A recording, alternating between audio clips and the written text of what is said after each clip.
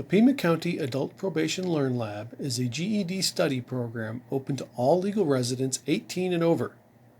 We offer classes and individualized instruction for all subjects of the GED test, as well as career and college advice. For more information, click the link below. Greetings! Today we're going to take a little look at the language of politics. Part of this discussion is involved with taking the civics test. The reason you all get to take such a lovely test is that people were looking at the fact that people weren't voting. They weren't participating in the government process. And so they wanted to have people have a little bit more knowledge of it and a little bit more accessibility, and then they would participate. If you go back, not quite, well, 4 years ago, and you look at the last presidential election, did not vote actually won the election. Okay? This is the issue that the civics test is attempting to address. Part of the reason that politics can be kind of hard is it has its own language. It has its own set of words that are thrown out, and if you don't know the language, if you don't know the lingo or the slang, it's like listening to a bunch of garbage. Okay? So that's why we're going to take a little bit of time to just kind of figure out what some of these words mean, and also realize that even though they're used as insults, sometimes I call this the bad word lesson, they're really just descriptive terms. And so let's dive right in. When we start talking about the language of politics, we're looking at where people are on a spectrum. Okay? You can almost even start with a number line. And you have a middle, just like normally with a mathematical number line, we would label it 0. But in politics, we're going to label this the center. Okay? And this is where the majority of people are at in their political views, what they think about things, what they think government is for, how they think the government should work. Okay? And so one of the terms you might hear is right wing.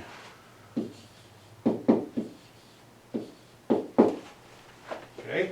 You might also hear the term left wing.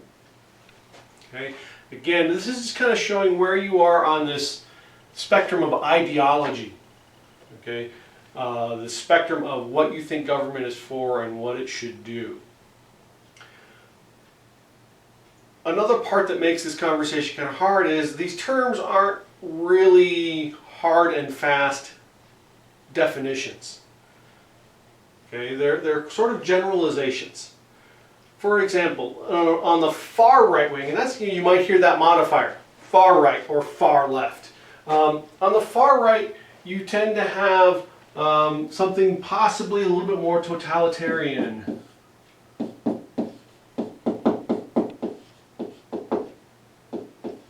Or fascist.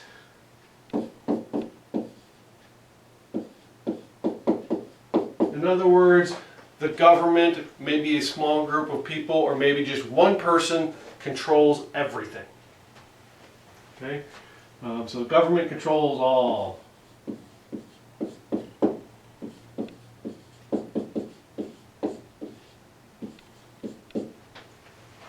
Okay? You get to the far left, you might have anarchy.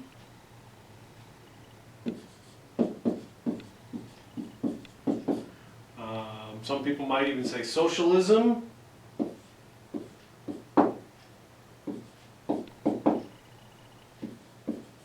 Okay.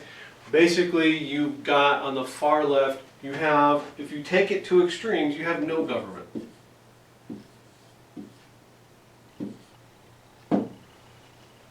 Okay. These are on the extremes. As I said, most people are going to be there in the center. Now we have a couple other terms that kind of get thrown out. things like liberal. Okay? Liberal is generally going to be more here on the left. Okay?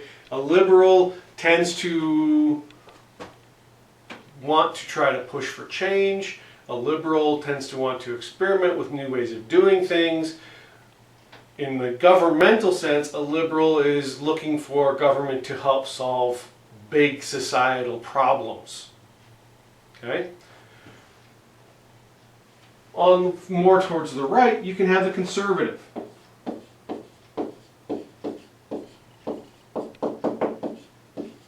Okay? Conservative tends to be a little bit more liking the status quo. Okay? Things are working, why mess with it? On a governmental side of how conservatives approach things, government should get out of the way and let people do things. If there's a problem with society, the people should be able to figure it out. It doesn't need a government to come in and create a solution. Okay? These two terms really do get thrown out as insults. And you're going to hear that a lot in the coming months. My opponent is a dirty liberal. My opponent is a rotten conservative, so on and so forth. These terms are thrown out as insults. They're not really insults. Again, they are merely descriptive terms. Okay, if you think about it in terms of building a bridge, okay, if you've got a 40-foot span and you have a design that you know works for that 40-foot span, you're just going to keep repeating that design because it works, you know it's safe, lots of cars can drive over it, it's a really good design. That's going to be considered a conservative design. Okay? It's safe, it's working. A more liberal engineer may look at that design and say, can I improve this design? Can I use different materials? Can I make it cheaper with less materials? Okay? They're looking to change things up a little bit. So you can see where these two forces are sort of at opposite means. They are sort of pushing in opposite directions. And in reality, things work well when they're in balance. Okay? If you go too far, you spend too much time with conservative, things tend to stagnate and not grow. If you go too much with liberal, you can get kind of crazy and things can start to get out of control, things can break. Okay? If we go back to that bridge design, maybe that liberal design takes too much materials out and the bridge collapses. Okay? So it doesn't work very well. Now, that example is so your bridge goes across a 40-foot span. Your conservative design, the 40-foot bridge always works. Well, now we've got to build a 60-foot bridge.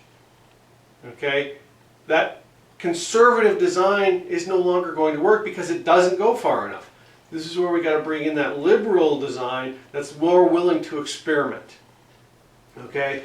Another example would be you're hearing a lot in the news about a vaccine for COVID-19.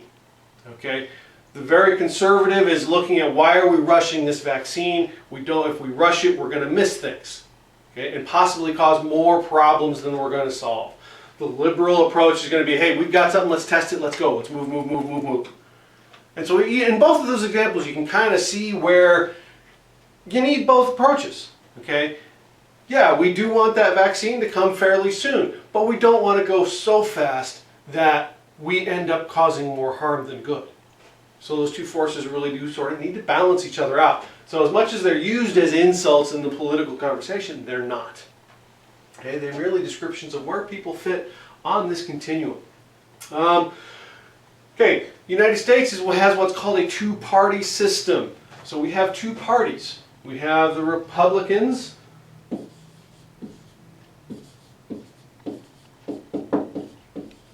and the Democrat parties. Okay, generally, a Republican tends to be more conservative. Generally, a Democrat tends to be more liberal.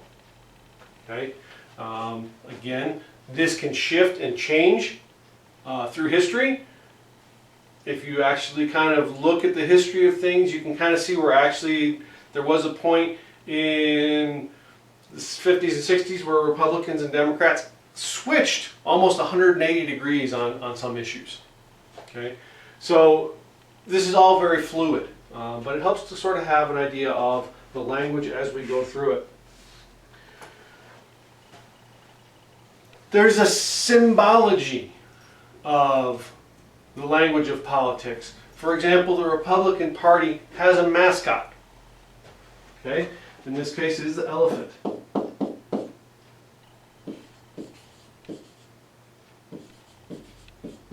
Okay, the Democratic Party also has a mascot. In this case it is the donkey. Okay, where these symbols came from, I don't know. You don't need that piece of information. You just know that sometimes you'll see things and they'll just throw a symbol of the donkey or a cartoon elephant. It's expected that you know we're talking about the Republican Party or the Democratic Party. And again, that's kind of what makes the conversation hard to follow if you're not used to this language. We also play with colors. Okay? Generally, we look at blue for Democrats and red for Republicans.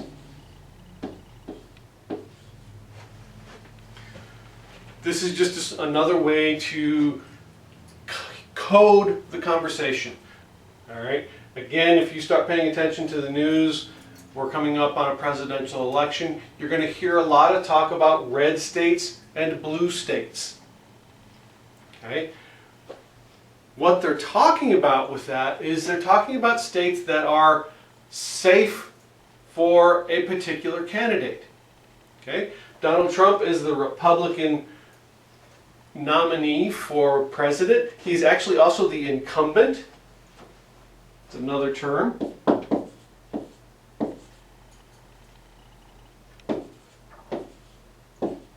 Okay, the incumbent, it just means the person that already has the job. Okay, Donald Trump currently has the job. He's therefore the incumbent. Okay, so the incumbent, Donald Trump, is a Republican. There are certain states that over time, history of looking at presidential elections, tend to always vote for the Republican candidate. Okay, states like Texas, Arizona has a very strong history of being pro-Republican. Okay, so you'll hear Arizona talked about, or Texas talked about as a red state. Okay, so there are lots of red states. California tends to support Democratic candidates for president. Okay? So generally we talk about California is a blue state. Okay? Just part of that language. We also throw another color in there just because we can. Sometimes we talk about purple states. Okay? And this actually is where Arizona is more considered. A purple state is a state that's sort of in a state of change. Okay? Currently, it is previously very safe red or Republican states that are shifting more towards being blue or Democratic, but they haven't completely shifted yet. Okay, so Arizona actually for the last few elections has been kind of considered a purple state or a battleground state. Okay, because it's a state that's up for grabs. Okay? This is important for people that are following election. This is important for candidates because you have a fixed amount of money to spend on an election. Okay? If you are the Republican candidate, yeah, you want to do some campaigning in Texas because it's a big state. There's a lot of people there to possibly vote for you. But the flip side is they're probably already going to vote for you. Okay, so yeah, give them a little bit of attention, but I'm not going to be too worried about Texas. All right, California, again, if I'm the Republican candidate, I may throw some ads out there just because, you know, I don't want to just take it for granted, but I'm probably not going to put a whole lot of effort into California because the odds are I'm not going to win there. Okay, you have to, the candidates become very selective on where they put their money. Arizona, being a purple state, you're going to put a lot of money in there because it's up for grabs. Okay? You're going to spend time there trying to convince those independent voters that have not registered for one party or the other that you need to vote for me. Okay, and that's the same as if you're a Democratic candidate. I may not spend a whole lot of time worrying about Texas because the odds are I'm not going to win there. I'm not going to spend a whole lot of time in California because the odds are I've already got it. No, that doesn't mean I want to ignore California because, you know, that can have a repercussion as well. Arizona, on the other hand, I'm going to spend some time there because I can possibly win there when I haven't won before. So those are some of the terms that you're going to see and hear a lot of in the coming election. And again, these terms, they're thrown out like insults, but they're not. They're merely descriptions. It's not bad to be conservative. It's not bad to be liberal. It's just more of where you fit on this spectrum, on this timeline here. And like I said, most people are here in the center. Okay? You don't have a lot of far right people. You don't have a lot of far left people. And there are multiple issues. Okay? Depending on one issue, you might be more conservative, and then on another issue, that same person might be more liberal. Okay? So it's not black and white, even though it is kind of presented as black and white in the discussion. It's very much an open thing. It's very much up to what's going on and what that person thinks. And this, again, kind of comes to, why do I need to know these terms? Because I need to be involved in the conversation. Okay? Here in the United States, we expect you to be involved. And it actually states to have an educated electorate. Okay? Electorate is us, the people. When they say educated, they're not saying you need to have multiple college degrees, you need to have read all these fancy books.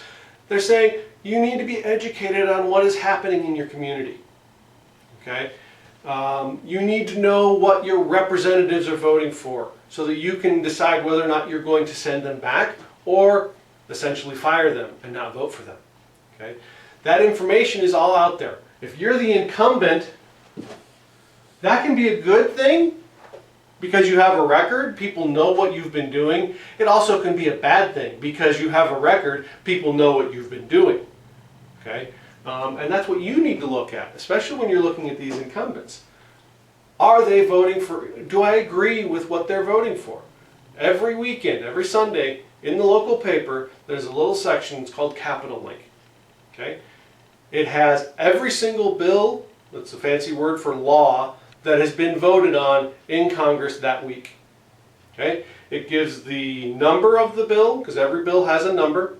It gives an explanation of the bill, okay, what it is that it's going to do, and then it tells you who voted yes or no.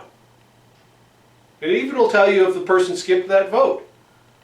So you can be looking at that, and if you look at that often enough and keep track of it, and you know, hey, that incumbent, most of the time I agree with what they're voting on, they're a good representative for me, so I'm going to vote for them. Or maybe you're looking at it and you're saying, you know, I disagree with a lot of the stuff that they're voting on. I'm going to vote for somebody else. Or it may even be something as simple as, this person seems to be missing an awful lot of votes. Why am I sending them? Because they're not doing anything at all. They're not voting one way or another. Let's put somebody else in there that actually is going to do the job. Okay? That's what it means when we want an educated electorate. Okay? And I realize it can get tough for some people if maybe they've lost their rights to vote. Okay? Why should I care? Well, it still affects you. There's still laws that can affect you one way or another, and you can still discuss it. For example, even here in southern Arizona, there was a push to ban the box, where people voted on whether or not to allow businesses to ask if you have a felony record on a job application. Okay? All this stuff matters. You need to be part of that conversation. Even if you've lost the right to vote, you can still be part of the conversation. You can still talk to others. You still can be educated on what's happening.